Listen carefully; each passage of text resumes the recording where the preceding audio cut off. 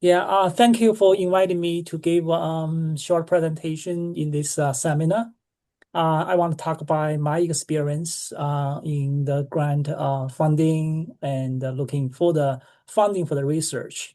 But the first one I want to admit, so getting funding is very hard. So I have a long time cannot get the funding and trying to and eventually get some funding to get my research started going.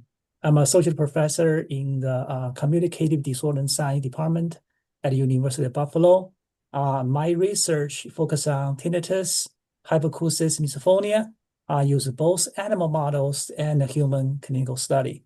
So my long track record is on animal research, and recently I started the human subject study. I show the two pictures from here.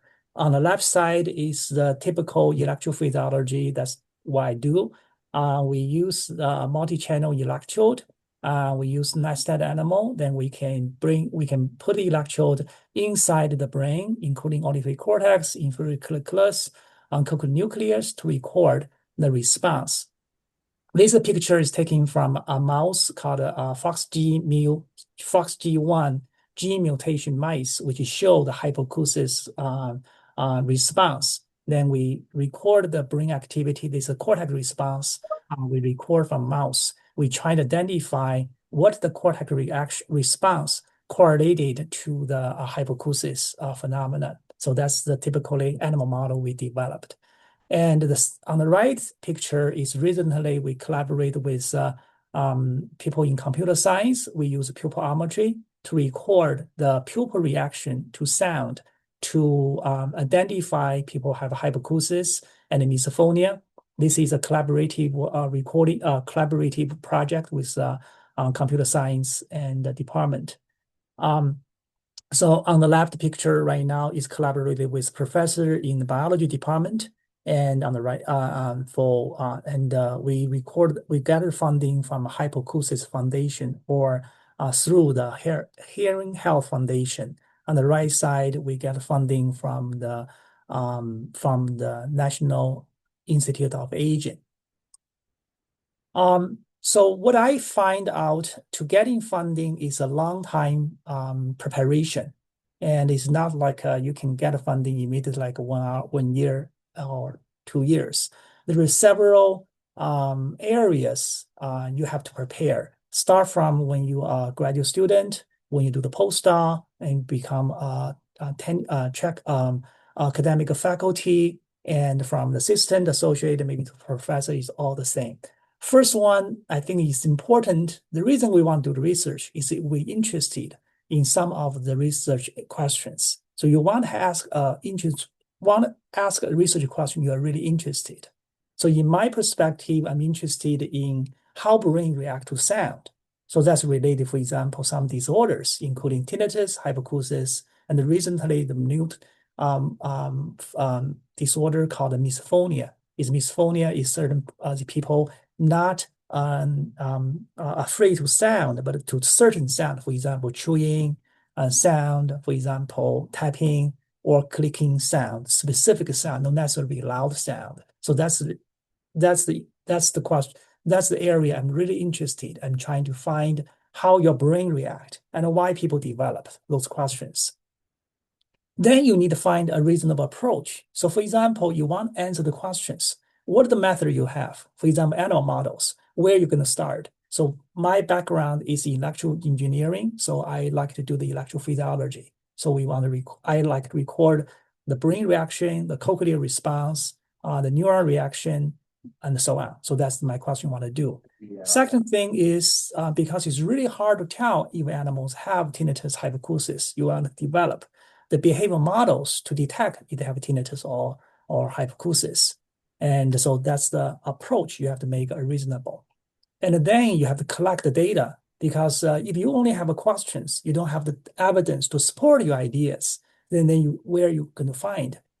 You can think about if people gave you money, what are you going to do? So you have to show the approach you want to do. That's typically is the hardest part because a lot of time we see the grant get not funded is because your approach not match to your aim. So you have to find approach to match your aim. Then the fourth part is you have to publish a paper to show people you can do it. A lot of time, for example, if a candidate have never published any paper, then you probably have no evidence to show people, yeah, you can do it. So you want to show some data. This could be collaborating work, could be when you are a student, you probably with your mentor, or you can, for example, be in a good group. So you not necessarily you have to be the first author or last author. You can be any be authors, but you show your credential. Okay. So the reviewers will give you confidence. Okay, you can do it. Then last one is also develop a proposal because the last point is when you get a grant, you have to sign the proposal and you have to finish your proposal. Even you have a perfect idea, perfect approach, but you have to logically lay out your idea, on a paper. Okay. Currently, there are several steps to get the funding, get the proposal done. First one, some of the foundation require letter of intent. They only invited people if they have a good idea, match to their aims. Then you have to create your research team because a lot of times right now they require statistician, requires lots of different teamwork. So you have to find your connections in your university to find expertise in those areas and to support, because none of this grant or proposal can be done in one person. Okay. So you have to find your collaborators to make your research team stronger. So all this I think is a step to lay out, for example, what you should need to prepare and how you're going to create a proposal.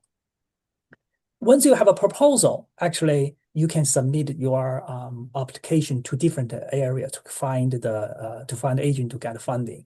For example, I listed in two areas. For example, federal level funding like US, you have NIH, you have NSF, you have DoD, you have Veterans Department. That's typically what I find. I can submit my proposal to this agent. So trying to look at the website, what is the typical proposal due date, and fit to that date and submit it. So that's the federal level. And federal funding, I think, is very, very competitive. I cannot not remember how many times my proposal will be turned down. Okay, it's very, very hard to get funded. So you're also looking, for example, for the private foundations. And private foundations, at least a lot of private foundations allow you to get this started, get more and more pilot data. You can get funded. Okay, for example, Hearing Health Foundation, each year they support probably about 8 to 10 proposals. Can be different area, Meniere disease, hypoacusis. That's the area I'm studying. Tinnitus. Hypoacusis Foundation right now collect the money to use Harris Foundation to support and to go through their procedures.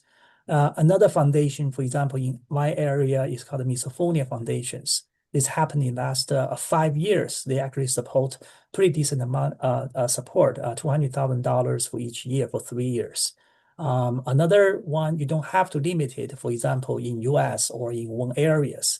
Lots of foundation is international. For example, Royal National Institute of Deaf People, that's from UK, RNID grant. When I was just as a junior faculty, I got the research from them.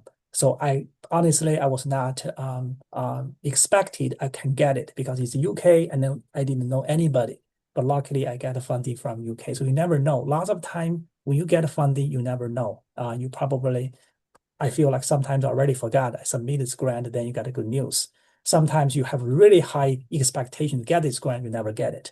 So that's really lots of factors affect whether or not you get a grant. For my experience is trying to find these sources and submit your proposal to different agents to get more opportunities.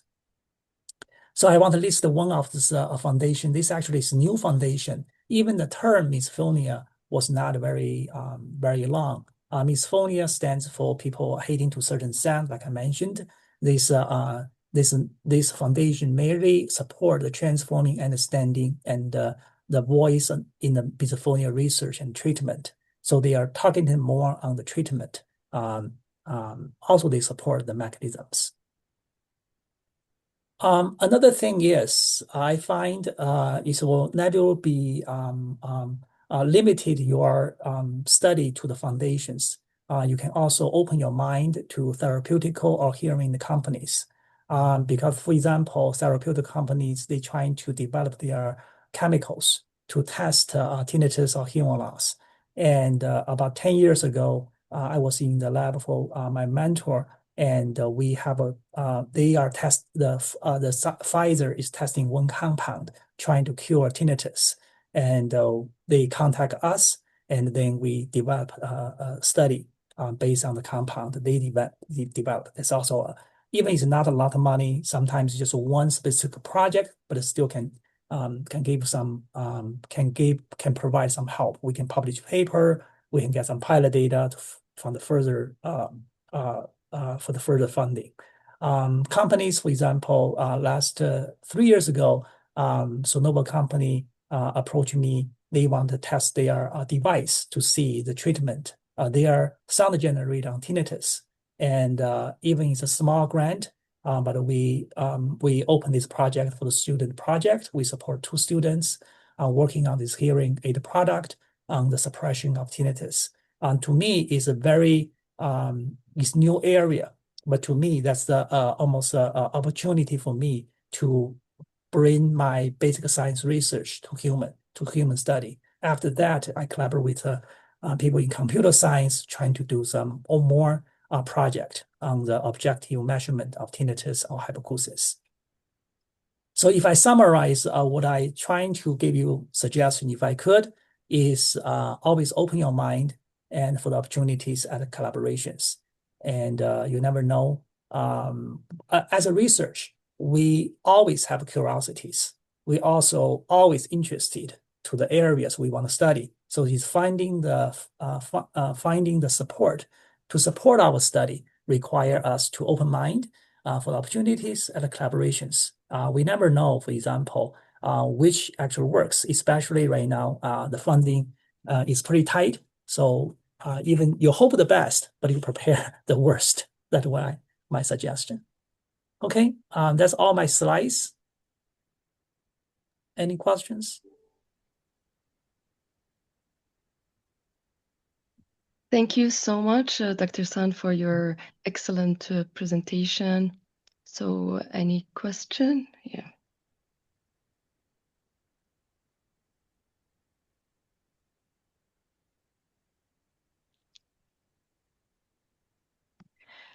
We can also move on to Dr. Santa Maria for now, and then we can do questions at the end. So if you guys want to introduce Dr. Santa Maria, that would be great.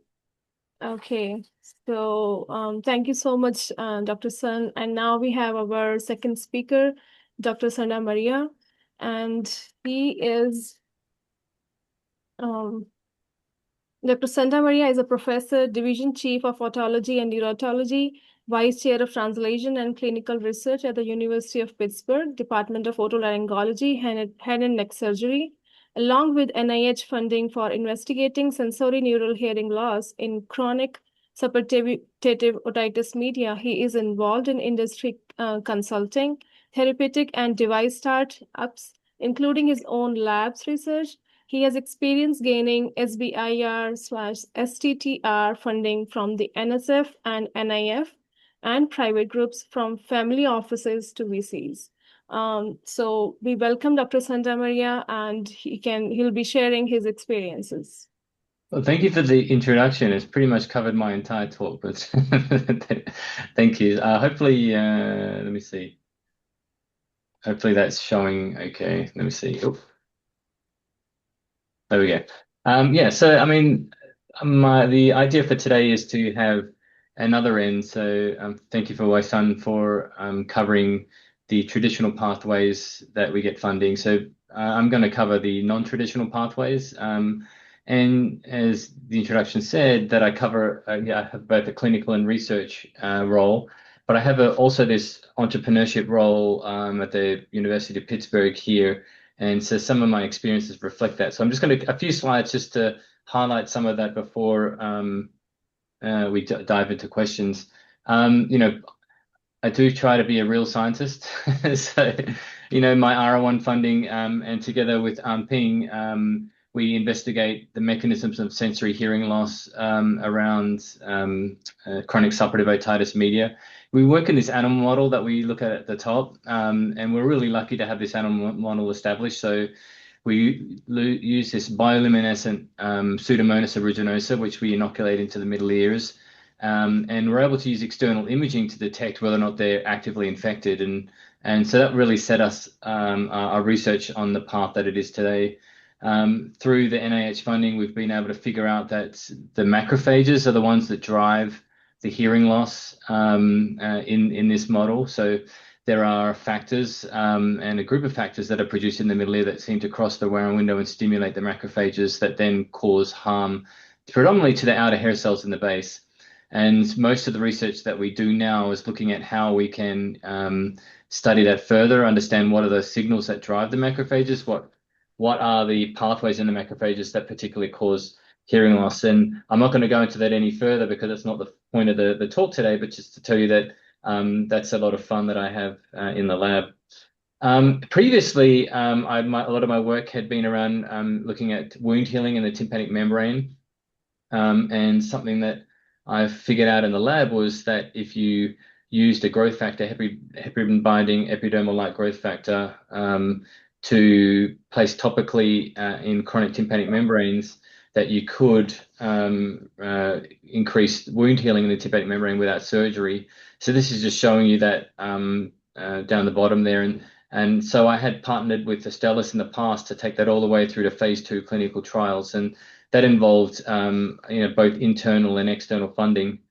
And then more recently, I'm involved in a number of medical devices, but the one specific to hearing is this earflow. And this is a non-invasive treatment for otitis media with effusion. And it's a really neat way of opening the eustachian tube coupled within a sippy cup for kids. So the kids will drink from the cup. It'll engage with their nose and it'll give us a small puff of air up the nose that will go through the eustachian tube, and it's paired with an app that will help get motivation from the kids. And in early studies, it's showing that we're able to prevent kids going on to have pressure equalization tubes. So and that's currently going to the FDA now, and hopefully might be cleared by the end of the year. So a couple of different experiences, both in the device and therapeutic world. And all of that is to highlight to you that I really welcome the opportunity to talk about people's questions in this area, but I've been able to get various levels of translational funding and commercialization funding, both from the NIH and NSF, and both the SBIR and STTR. And they're very similar mechanisms, but the STTR tends to hold most of the money in the lab, whereas SBIR holds most of the money in the companies, but they're very much similar structure and the same application. I've also been able to take these things outside the university and get money from angel groups, family foundations, venture capital, and also partnering with big pharma. I mentioned Astellas and medical device strategics. So a lot of us in academia forget about private funding, and especially in translational research, it is certainly a significant area of funding. But I didn't really want to go deep into too many areas, and really wanted to open the floor and discussion to really see if I can tap into people's questions in those areas. Thank you. You're muted there, Charity. Thank you, Dr. Santa Maria. This was wonderful, and thank you for sharing your experiences. Any questions from the audience? Or I can just begin with my own question. So, Dr. Santa Maria, if you were a postdoc looking to engage with private funders for the first time, where would you start in terms of networking and relationship building? Are there particular accelerators, industry events, or pitch programs, or any other informal networks that you think are especially valuable to start?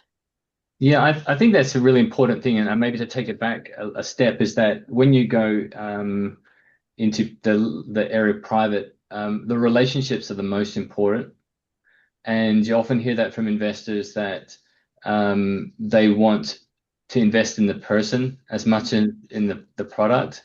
So you know, it's very hard. You got to think of it from their point of view, is that it's very hard for them. They have so many exciting things come across their desk all the time, but really what makes them want to work with you is how you know how you are as a person, whether they believe in you, and then the project comes along as well. So there's so many opportunities to do that. And I think you know, I can speak to both the Bay Area and Pittsburgh, but there's a lot of local groups that you can go to, a lot of talks. You do want to socialize and really get to know them. And I heard, you know, if there is something that you're aligned with, it's a little bit hard because there's not many local groups for hearing, but there's certainly if your research crossed over into things like cystic fibrosis or breast cancer, things like that, those have very strong local foundations that you really want to get to know all the people in them. Cures Within Reach is definitely one that is aligned with hearing. So getting to know the people within them and is really helpful.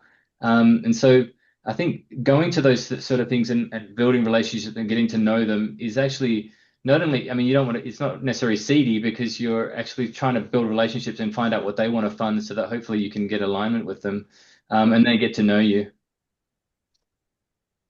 Okay, I think that's very helpful for each one of us who are listening to this.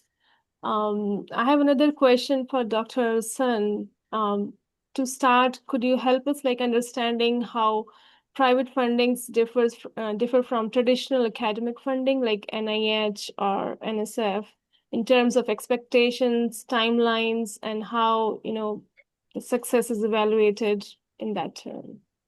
I think for the durations, it really depends on the funding source. So some of them give you 1 year to test one project, and some of them, for example, just trying to do some pilot study for their testing drugs, can be varied from 6 months maybe to 1 year, 2 years. But one thing I find out is useful. For example, when I collaborate with Sonova, they want testing. They originally, when we do the power analysis, we need to recruit 42 subjects for tinnitus, which never had experience with hearing aids. And when we did this one, take us longer to recruit the subjects because recruiting these subjects fit the criteria is not so simple. But we finished this project in 1 year, and then we extended this. Once you have project started, then you always can extend the research for the other aims, because you at research you always have one question, then you find second question, third question. So actually we maintain this this research for almost 2 years now, and so I think that's one. And I saw one in terms of the format for this research, because all this research. For example, at University of Buffalo, we have the Go to Research Foundation. So all the money go to Research Foundation. They manage the money for us. So it's in that regard almost no different. Only the different is the indirect cost potentials percentage can be different. Can vary by 15% to maybe 10%, depends on how the lawyers in the university negotiate with foundation. For how they negotiate, that's not out of our hands. When they want to start to support, then the rest of them, when they can start, how they start, depends on the foundation to negotiate with their companies. Thank you so much. I think that will help us understanding the differences between the two. Rania, do you have any questions, or you can check? Yeah, okay. There's a few in there's the no chat as question on well. the chat. Yeah, chat. There's nothing on the chat, but I do have a question for Dr. Sun. What are the common mistakes should be avoided when writing funding proposal? The common, I would think the common, I won't say the mistakes, just the different strengths. You're trying to increase your strengths of a proposal, I think it is you first one, you have to find the novelty of your study. So always looking for the background. For example, the question you ask is people already answered in the literature or not. First one, you always want to have a background chat. Maybe something you don't know or I don't know doesn't mean there's a question people haven't asked yet. So always challenge yourself. Is this question novel or this question people already answered? And then the second question, you always trying to see, okay, is approach useful, reasonable to answer these questions?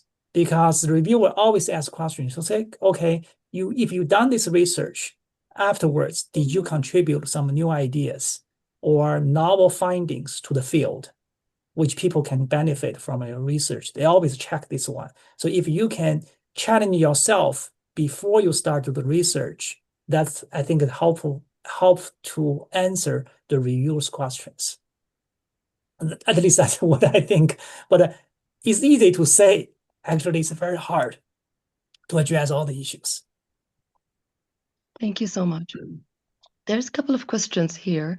So let's start with, thank you for this presentation. I often see that foundation grants say you cannot budget for PI salary. For example, Hearing Health Foundation.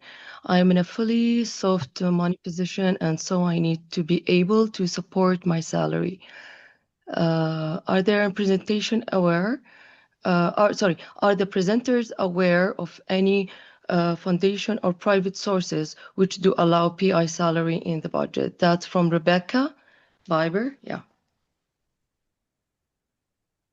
I can start. That's right. So lots of the private foundation do not support the PI salary, including, for example, the RNID grant, the Hearing Health Foundation grant. You have to find the sources to support yourself. And those grants can be only for supporting the students. That's true. So lots of time I feel I'm working on this grant do not actually benefit financially myself, but that's still help you to get your research going, because without this support, if you don't want, you say, okay, if you don't support my salary, I cannot do it, then you won't be able to have these opportunities. But some private foundation do support the PI salary. For example, the Misophonia Foundation, they can support the PI salary. So it really depends. But I think very beginning is, I feel myself is first one, get a grant and then figure out the rest of them, because have a grant is better than no grant. Yeah. Yeah, that's true. It's very tough to get support or salary only based on the grant.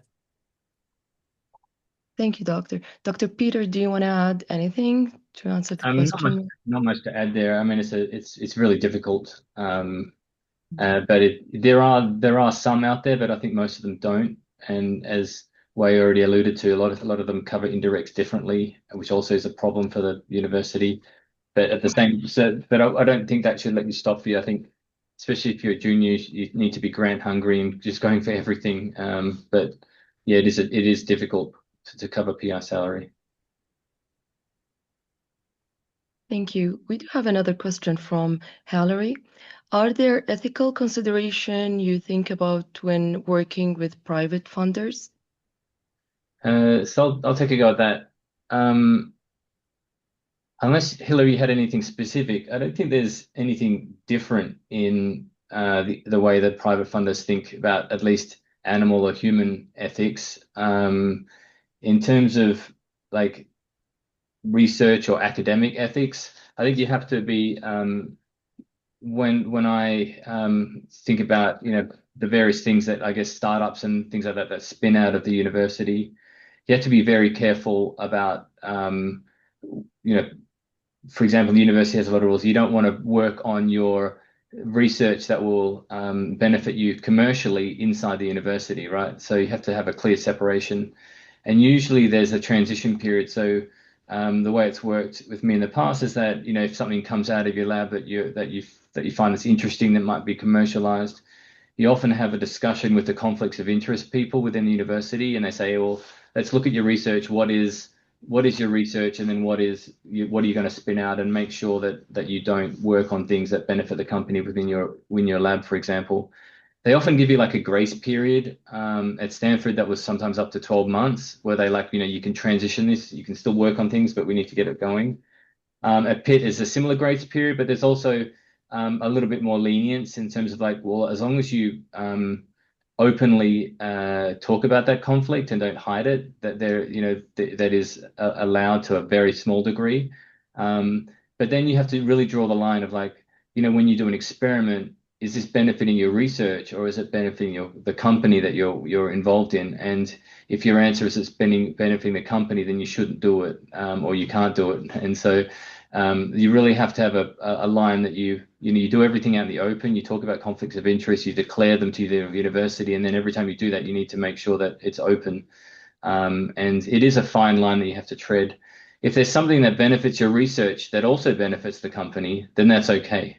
So, if you're still working on, a mechanism for something that if you had a finding, it would benefit both of you because it's aligned with your research. So I think the other thing to think about is you don't have to necessarily drop all your research because it might benefit the company, but you just have to make sure that you are not conflicted or openly discuss those conflicts that you're with.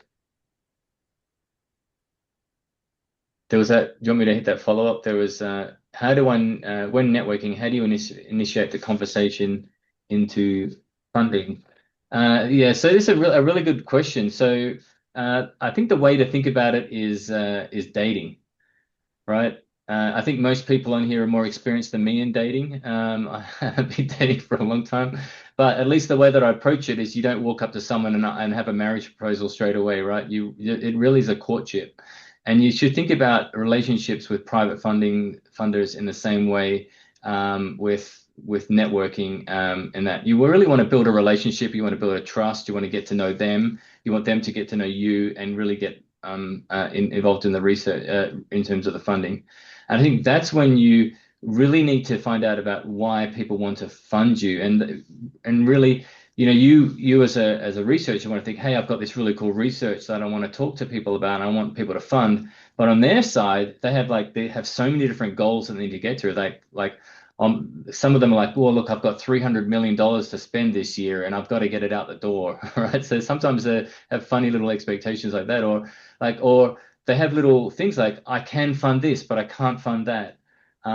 There's certain rules that they can fund, or sometimes you're lucky that they really want to hire women founders for things like that. So you really want to get an idea of like what are the things that they're strategically aligned with, and does that align with your strategy and where you want to go with your research? And if it is, that's when you sort of turn it into like, well, we've got this thing that matches with you. So as much as possible, try not to tell them about your research. Try to find out what they're funding and what their goals are and what their strategy is with their funding. And then if your research aligns with that, then you tell them. So I think the best way to think about it is a courtship, as if you're dating someone.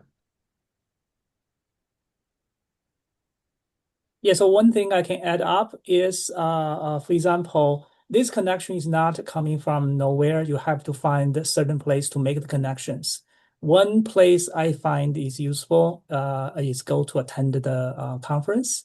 So when you go to the conference, you present your result, then people know what are you doing. If you just hide in your lab, nobody will know. So I think you have to be open-minded to like to talk about your idea or your research, because then people knows. And so sometimes I think that you never know when the opportunity come, because maybe this company for a long time, they never have opportunity. Maybe sometimes just happened, they have the idea, they want to start it, just like Peter said, they have $300 million want to spend, then they just give you money to do it. When they want to do it, you want to do it, they don't have money. When you almost already lost your the hope, but they have money, get you ready to do. Yeah.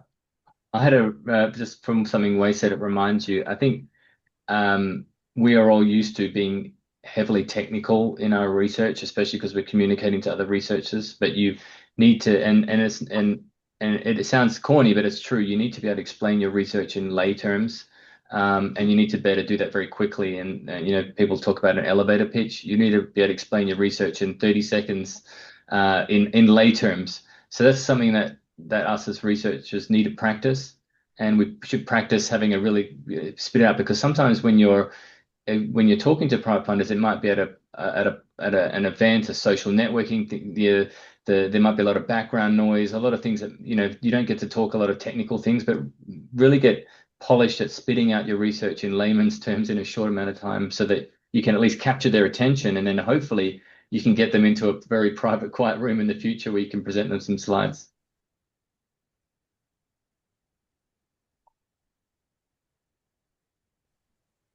Okay, thank you so much, Dr. Peter and Dr. Sun. We have a couple of questions more here from Monica. Thank you, Dr. Sanata. When networking, I think that has been answered have already. been answered, yeah. So from Melissa, what are some key considerations that we should keep in mind when pursuing private funding? From drug companies, what kind of institution offices should we seek guidance from before agreeing to discuss the project? Yeah, and a good question, Melissa. I think where you're heading there is like confidentiality. You always worry about drug companies taking your your ideas and things like that. I think the very first thing is involve, and often most universities have a contracts or industrial contracts office where you want to involve them and have a confidentiality or a non-disclosure agreement together in place with that private company before you talk to them.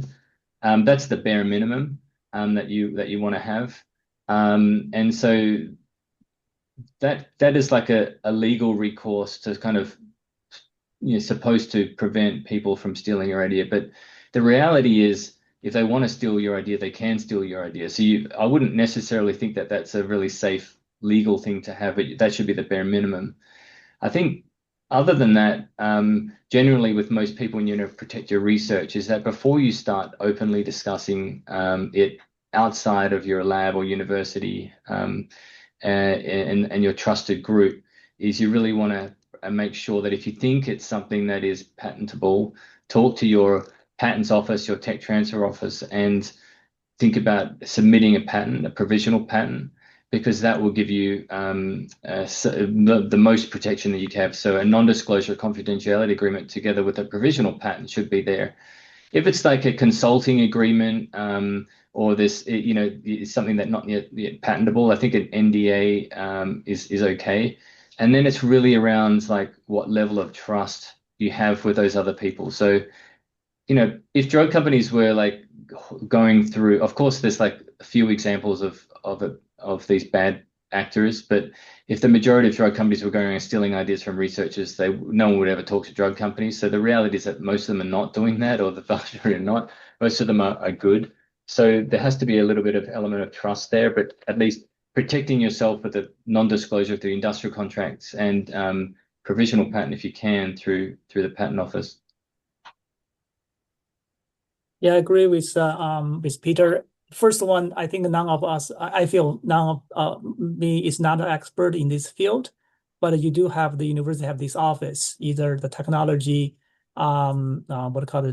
technology disclosure office, or the research foundation to support you to approach to provide a foundation. They have these legal documents want you to sign, so they can go through each steps. Otherwise, for example, typically I just follow whatever they wanted me to do and so get approval from them. Because otherwise, honestly, lots of these legal firm documents you have no time to read, or even you read, you don't understand.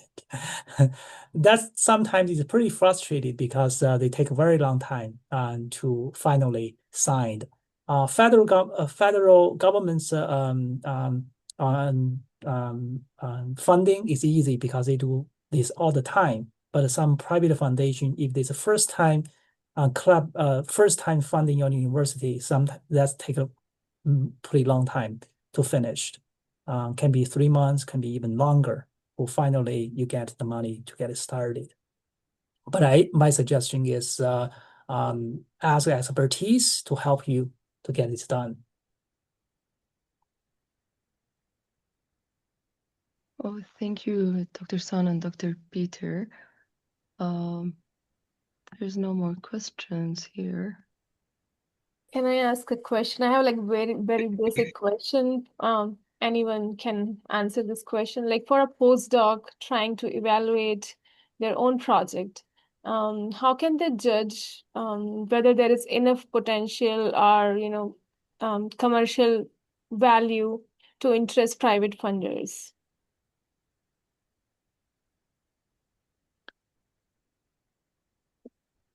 Like the postdocs who are working on basic science are still working in their early stages. Yeah, I think it's a good question. I think there's a higher question there that, and most people are working on important things. And so if you think that the research that you're working on can solve an existing unmet medical need, which is most of us in hearing loss. So if you think that something that would address that and eventually might lead to a way to change practice or treatment, then I think that there is going to be interest in there. I think the challenging thing is then to explain it, and like how do you make that interesting to people that might fund it, and so that's where it's really looking at how to explain the technology, and also it becomes you become a little bit uncomfortable with it because private funders want to know, like, what is the market, what is the commercial opportunity, all that sort of stuff that we as researchers aren't good at. But I think what we can do is try to explain, if you work alongside clinicians, is to get them to help explain the clinical problem. What if the thing that you're working on in hearing loss, like what does that lead to as a clinical problem? And also you can explain epidemiology, how many people are affected, is it a small problem or a big problem, and how many people in the US, or where does it happen, and then all those sort of things go into, I think we're comfortable as researchers explaining. So I think if you have a problem that costs a lot of money in the medical system because it leads to surgeries or a large series of problems, I think that you probably have something. And I think if you can explain the epidemiology, the clinical problem, the background on top of your research, then it helps. Thank you, Dr. Santamaria. Dr. Sun, do you want to add something? One thing I still think is the first step is working with the what it calls the Technology Disclosure Office to see what they do. Because, for example, currently me and my collaborator filed 2 technology disclosure, all of them involving the students and the postdocs. So I'm not sure for example, the policy of the university, for example, the belonging to this event, I think the university have a policy. I'm not sure. So all these event, I think, is not like only the PI can file this disclosure. It's all involved in students. So recently we filed 2 technology disclosures, all involve the PhD students and the people working in the lab. So finally, when we file the patent, I'm not sure the policy for the university yet, so we have not reached to that step.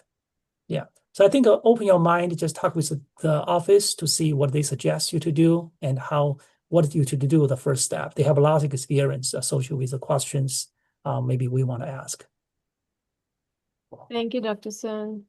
No problem. We have one more question from Melissa. Do you have any advice on ways to get in touch with other private funding sources, such as venture capital groups? I think this is for Dr. Sun. On how to strategize the scope of project to propose for foundation awards and how to develop them into larger proposals for things like NIH funding. Yeah, that's a good question. Because sometimes when I prepare my proposal, probably it can be already turned down by the NIH funding. So I want to try to the private foundation. That's not a conflict, because a lot of private foundation, they support the early idea, trying to support you have a large funding, and then you calculate more data. You're trying to get trying to submit it for the NIH funding or NSF funding. if they require more pilot data, you can use a private foundation to collect more data to try to support. So that's not a conflict with the goal of the foundation. So I think my idea is trying to use your private foundation as to collect more data to prepare the federal funding. Honestly, so far I'm not very success. No, one study we did, I think it take probably about 2 or 3 years until we finally get the NIH funding. So take a very long time sometimes. You have to be patient and consistently stay in that topic because don't give up. Because I think all these foundations are very competitive. Private foundation don't necessarily be easier than the federal funding, but the federal funding typically have a longer duration, allow you try more. But trying to get the proposal as best as you can. I think trying to don't give up, just trying to submit it, answer the reviewers' questions and submit again. I'll follow on from the first part of Melissa's question there on advice on ways to get in touch with other private funding groups such as venture capital. You can call these people, cold email, cold LinkedIn these people. I think that's an okay way to do it. I think the best possible way that it works in this is if you can get, you call it a warm introduction. If you know someone who knows them well, you can ask them to introduce you, and that will definitely get you in there. And so what I often do is I look at who's on the board of members or who's a partner in those groups. And then I look at LinkedIn and I see if I have any connections to them in that I know well. And if I can ask them for an introduction to them, I will definitely get a meeting with them or get a conversation with them. The other thing is that you also need to do is that we all see venture capitals as just big enigma, and there's so many of them, but a lot of them have like very different strategic interests.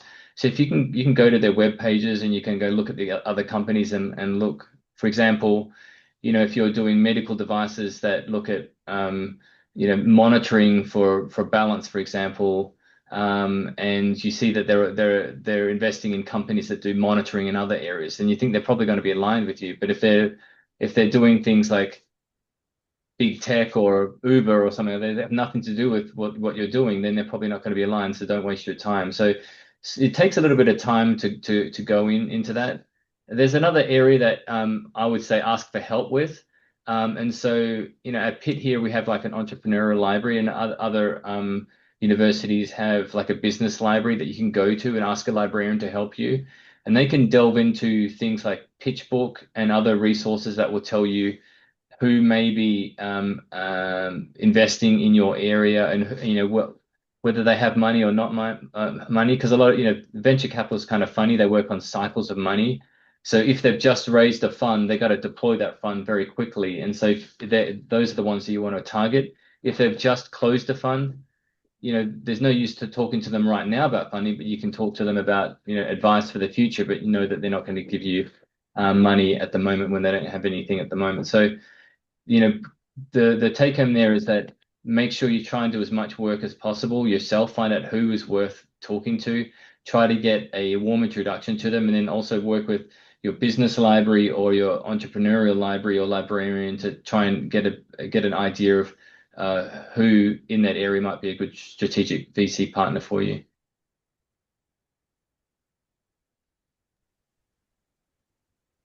Thank you so much, doctors. We have another questions from Fatim Ismail. When should we give up on an idea and never submit it again? Maybe I can start.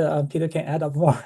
I think that's very good questions. I can see maybe 80% of my proposal never got funded, and most of them I don't submit it anymore.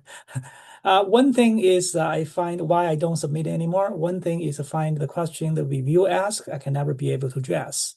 And also more of these paper come out in the same field. I feel that's not be very refresh anymore.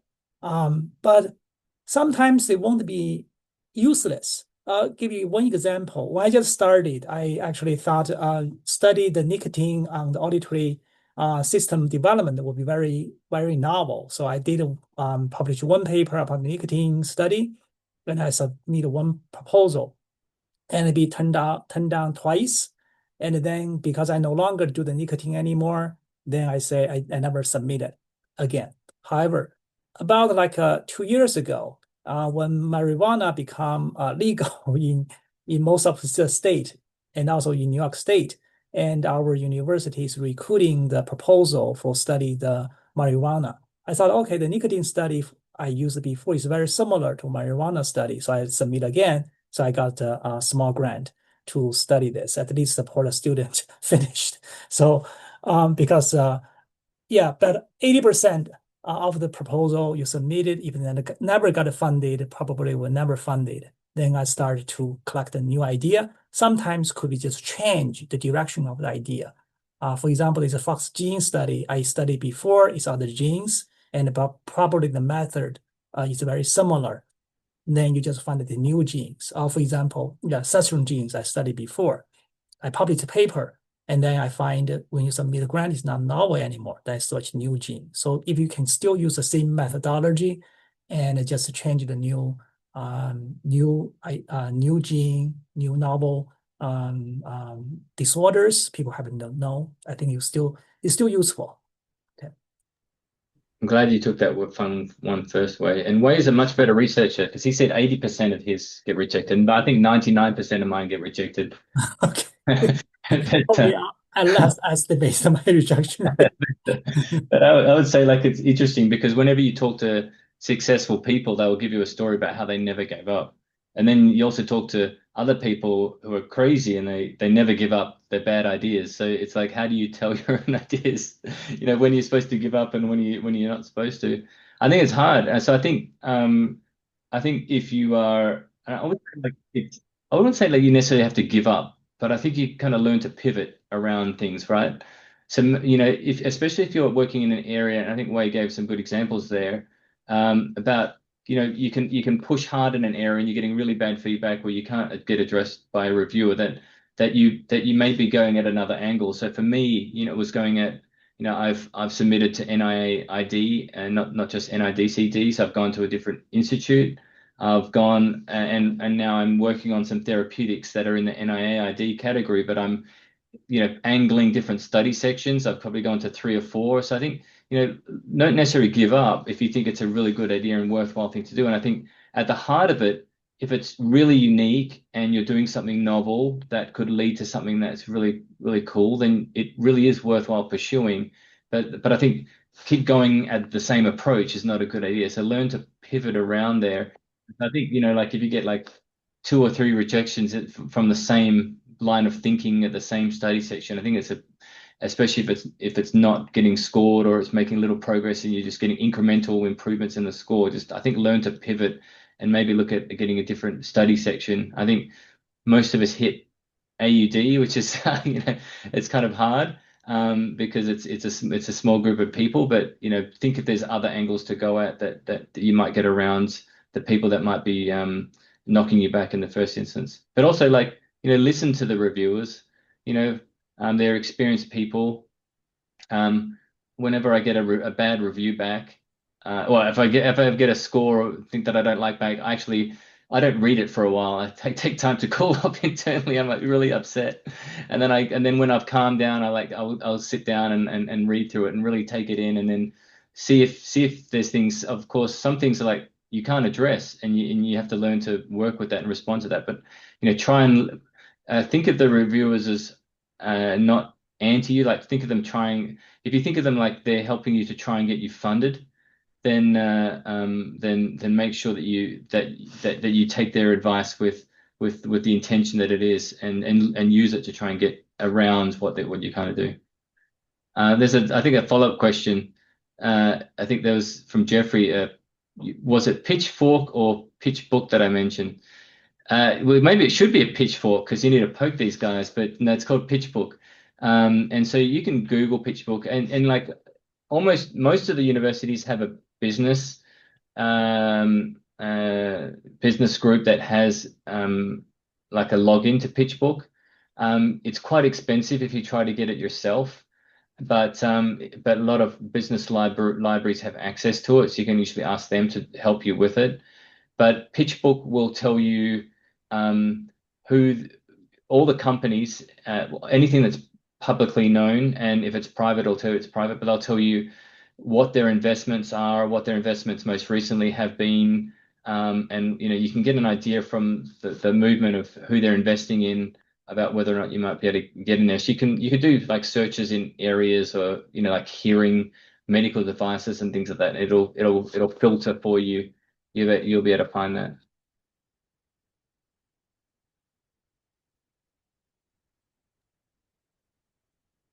Thank you so much. I don't think we have more questions. So I don't know, Melissa or Shirang, do you want to ask any questions more, or? No, I think we're probably good. Thank you guys so much for this wonderful presentation and talk. I think it was really informative. Yeah, thank you for including me in the talk. I thought I never noticed a group exist, but I think it's very, very good. Yeah, I think it's very useful. Thank you. Thank you so much, speakers and everyone who has helped in this, organizing this. Rania, you want to say anything? I just want to say thank you for both of our speakers and everyone who joined us today. We appreciate your participation and looking forward for seeing you maybe next year. See you in IRO. See you there. Yeah. Thank you. Bye-bye. Bye.